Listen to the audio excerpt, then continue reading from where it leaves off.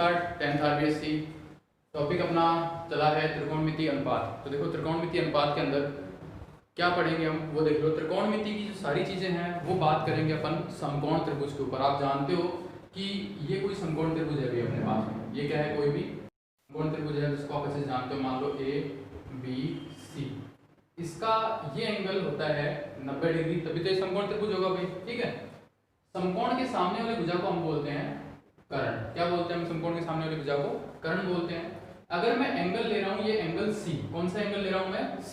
C को कोई कोण मान रहा हूं मैं, मान लो थीटा। कितना कोण मान रहा हूं मैं? थीटा। तो इस कोण के सामने वाली भुजा क्या कहलाती है? मेरी लंब। क्या कहलाती है? मेरी लंब। और जो बाकी बच गई वो क्या कहलाएगी? मेरी आधार। वो क्या कहलाएगी? मेरी आधार। मान लो गलती से मैं कोण देता हूं B, तो B के सामने वाली क्या कहलाती है? मेरी फिर लंब। क्या कहलाती है? मेरी लंब। और जो बाकी बच गया वो क्या बन जाता? मेरा आधार बन जाता। क्या बन जाता? वो आधार बन जाता। तो ये सारी बात हुई एक इसके ऊपर, समकोण त्रिभुज के ऊपर। अब समकोण त्रिभुज के अंदर कुछ अनुपात आते हैं इनकी भुजाओं के, और उन अनुपातों को मैं बोलता हूं साइन, कोस, टेन, सेक, कोसेक, कौन सा बच गया? कोट बच गया। ठीक है, कोट और कोसेक एंड सेक थीटा। ठीक है, ये होते हैं भी अपने पास में। तो इनके अंदर अपन अगर ध्यान दें, ये जो त्रिकोणमिति अनुपात है, त्रिकोणमिति अनुपातों को, ये जो साइन, कोस, टेन, कोट, कोसेक, सेक क्या होते हैं? ये इस समकोण जो है ना त्रिभुज है अपने पास में, इसकी भुजाओं के अनुपात हैं और कुछ भी नहीं है। इसकी भुजाओं के क्या है? ये अनुपात है अपने पास में और कुछ भी नहीं है भैया। तो भुजाओं के अनुपात का मतलब अगर मैं बात करूं कि साइन, अब यहाँ पर बड़ी शानदार चीज जो आपको सिखाई जाती है, लाल बट्टे कक्का सिखाई जाती है आपको, जिसमें ये लंब और कर्ण का अनुपात, इसका लंब वाली भुजा और कर्ण वाली भुजा का अगर मैं अनुपात लगा दूं तो जो मुझे मिलेगा उसका नाम मैंने रख रखा है साइन थीटा। उसका नाम क्या रख रखा है मैंने? Sine theta. इसके बाद में कौन आ रहा है? मेरा आधार।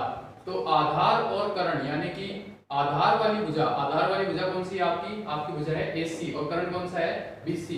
तो AC अपॉन BC अगर मैं करूंगा तो आपको क्या मिलेगा? आपको मिलेगा cos थीटा। क्या मिलेगा आपको? cos theta. tan थीटा की बात है लंब बटा आधार। तो लंब कहां है अपने पास में? लंब ये रहा, AB बटा कौन सा? AC, यानी कि लंब बटा आधार। ये जो भुजा मिलेगी आपको, इस भुजा का नाम मैंने दे रखा है tan थीटा। क्या नाम दे रखा है? tan theta. बेसिकली ये तीन ही अनुपात होते हैं अपने पास में, और बाकी जो तीन अनुपात होते हैं वो इनके क्या होते हैं? उल्टे होते हैं। जैसे कि tan का उल्टा कौन होता है? cot theta. तो tan क्या था? लंब बटे आधार, तो इसका उल्टा कर दो, आधार बटा लंब। आधार बटा लंब कर दोगे तो यानी कि tan का क्या कर दिया मैंने? उल्टा कर दिया। tan का क्या कर दिया मैंने? उल्टा कर दिया। तो मेरे को क्या मिल गया? cot theta. कोसेक होता है सेक का उल्टा। किसका उल्टा? सेक, सॉरी, कोसेक होता है साइन का उल्टा। किसका उल्टा? साइन का।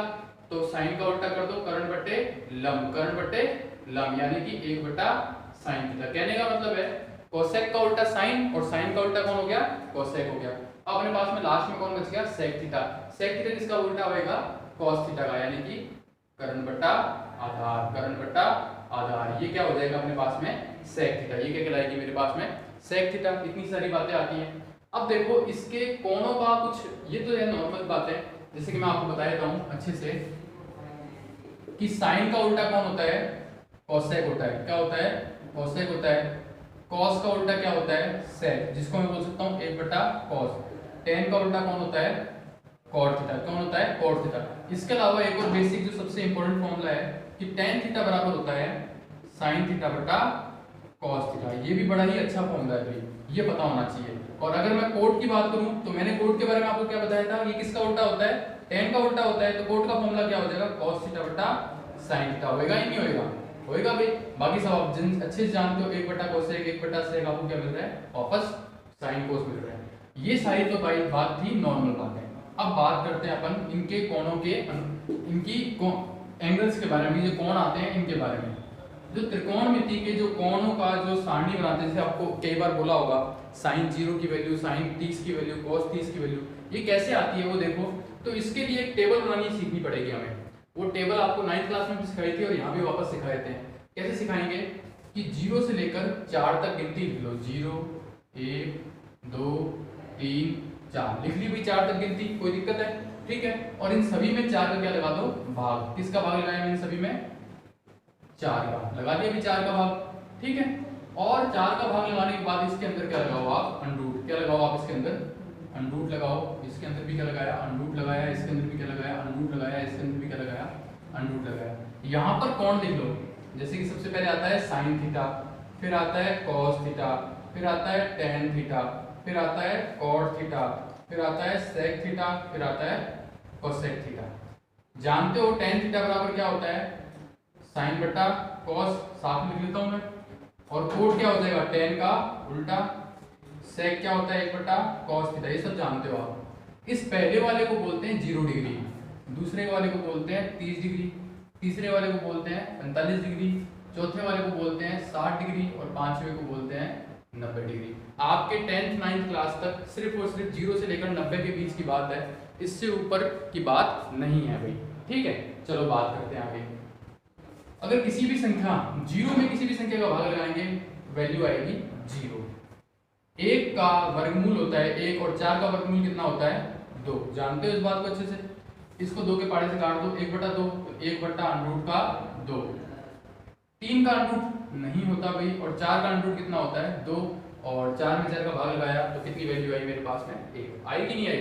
अब आपने एक वैल्यू निकाल ली भाई, इसको वापस लिख दो भाई। वापस लिखेंगे कैसे, 1 अंडरूट 3 बटा 2, 1 बटा अंडरूट 2, 1 बटा 2, और क्या वैल्यू लिखूंगा मैं, 0। निकल गई भाई। अब बात करेंगे टेन थीटा। टेन थीटा का फॉर्मूला होता है साइन बटा कोस, यानी कि ये रहा साइन, ये रहा कोस। 1 बटा 0 बटा 1 वैल्यू देगा आपको 0। इसमें इसका भाग लगाएंगे तो देखो ऐसे कर लो आप, तो इससे ये कैंसिल आउट हो जाएगा। क्या बचेगा, 1 बटा अंडरूट का 3।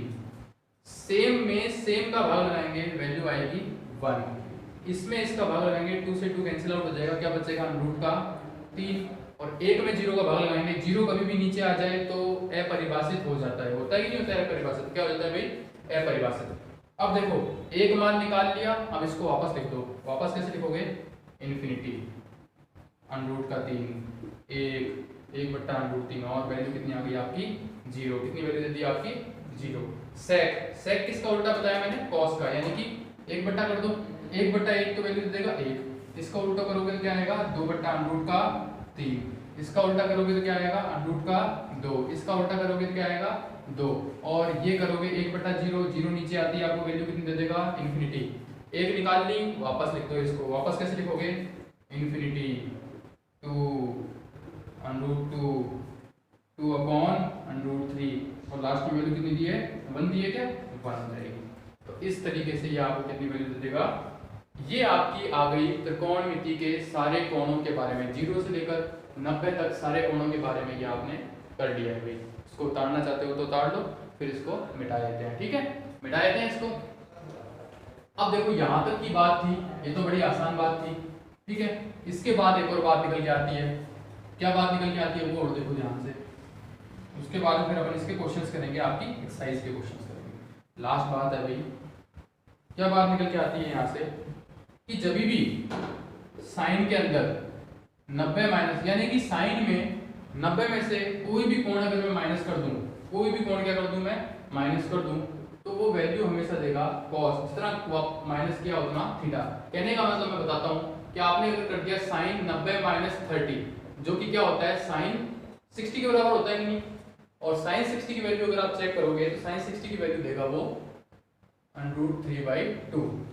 या फिर मेरे अकॉर्डिंग, मेरे फॉर्मूले के अकॉर्डिंग ये क्या होता, cos 30 होता कि नहीं होता, sin 90 minus 30, sin 90 minus theta क्या होता है, cos थीटा, यानी cos 30। और cos 30 की वैल्यू अगर आप चेक करोगे तो भी कितना देगा, √3/2 देगा। कितना देगा, कहने का मतलब sin 90 minus theta cos theta के क्या होता है, बराबर। यानी कि मैं इसको डायरेक्ट भी कर सकता था, इसकी वैल्यू क्या देगा, ये बराबर ही देगा। और सेम यही बात cos लेता है। कौन लेता है, cos। cos क्या बोलता है, cos 90 माइनस थीटा भी किसके बराबर देता है मेरे को, sin थीटा के बराबर वैल्यू देता है। किसके बराबर वैल्यू देता है मेरे को, sin थीटा के बराबर। दूसरी बात किसके लिए आएगी, tan के लिए, कि tan में 90 माइनस थीटा में करूं तो वो मेरे को देगा cot थीटा, और cot में अगर मैं 90 माइनस थीटा करूं तो वो मेरे को देगा tan थीटा।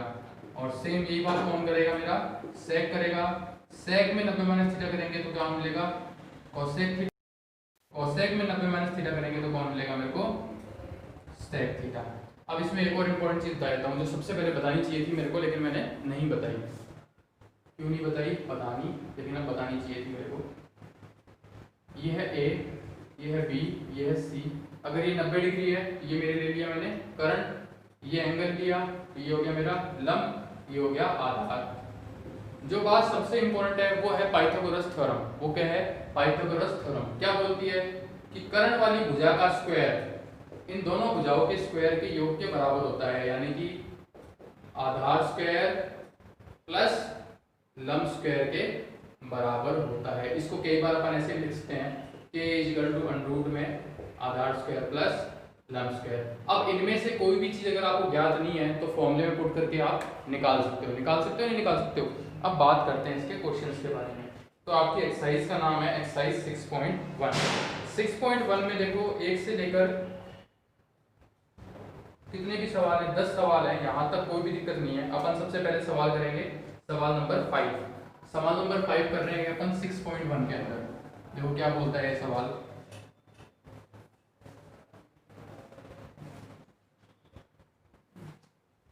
एक्सरसाइज है आपकी 6.1, सवाल नंबर है आपका 5। क्या बोल रहे हैं सवाल अपना? 5 cos स्क्वायर थीटा। देखो बड़ी ही आसान प्रश्नावली है और आसानी से आपको नंबर देके जाएगी भी। 5 cos square theta plus 4 sine square 30 degree, और आगे चल रहे हैं अपन प्लस tan स्क्वायर 45। नीचे आ जाएंगे अपन प्लस tan स्क्वायर 45 कहां तक पहुंच गया? साइन स्क्वायर 30 और cos square 45। Sine square 30 plus cos square 45।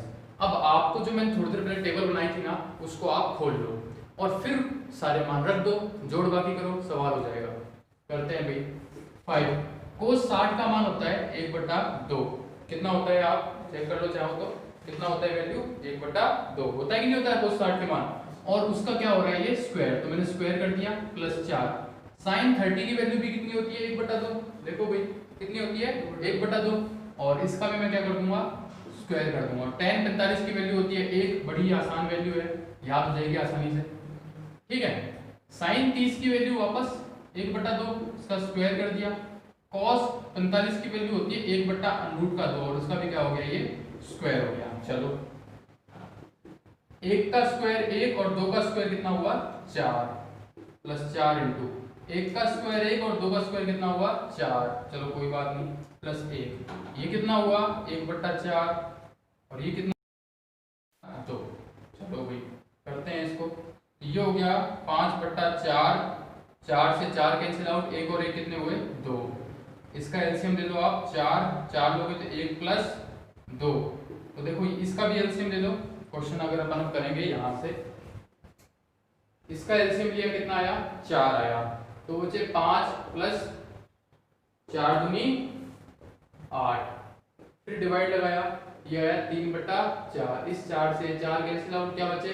8 और 5 13/3। कितना आसान है भाई। क्या करना था? सिर्फ और सिर्फ वैल्यू पुट करनी थी, जोड़ बाकी करना था और आपका आंसर आ जाएगा भाई। इतना ही था इसके अंदर। और था ही क्या? और क्वेश्चन कर लेते हैं अपन इसी के अंदर। मान लो 8वां क्वेश्चन है, अच्छा क्वेश्चन है भाई 8वां। हार्ड तो नहीं है, जोड़ बाकी में गलती कर दो तो भले ही, हार्ड तो नहीं है भाई किसी भी तरीके से क्वेश्चन। तो बात करेंगे अपन इसके बारे में। tan स्क्वायर 60, 8 नंबर क्वेश्चन है। tan square 60 plus 4 sine square 45, ठीक है, प्लस साइन स्क्वायर 90 डिग्री। और नीचे क्या आ जाएगा भाई? 3 sec स्क्वायर 30